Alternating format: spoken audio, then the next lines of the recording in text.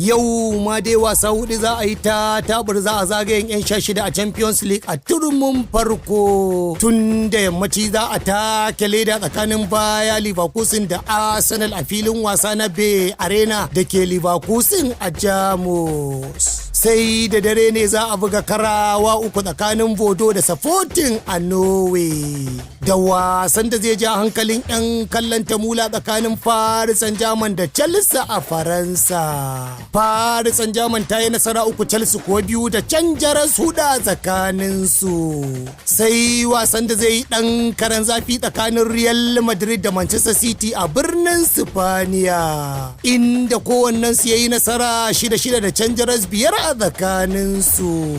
Sauran sakamakon wasannin da aka buga a jiya Talata a zagayen 'yan 16 a Champions League. Galatasaray ta yi nasara a kan Liverpool da ci ɗaya mai ban haushi. Karo na biyu kenan kungiyar ta Turkiya ta samu nasara a kan Liverpool ta Ingila, inda wasan sa da zumunci a ranar Alhamis 28 ga watan Yulin 2021 Galatasaray ta lallasa Liverpool da ci 3-1.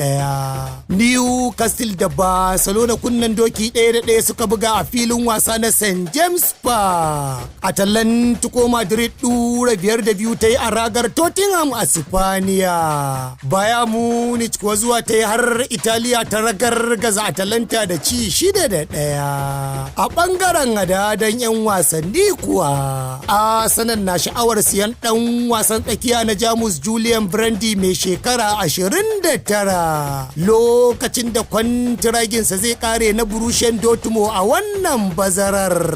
Manchester United da Arsenal da Chelsea duk suna sha'awan ɗan wasan tsakiya na Freiburg mai shekara 20 zuwa Mozambique na Switzerland. Ko da yake Arsenal ta janye sha'awanta ga ɗan wasan tsakiya na Italiya mai shekara 25 na Newcastle Sandro Tonali. Ƙarshen labarin wasannin kenan. Bello Saja Audu, labaran Invicta.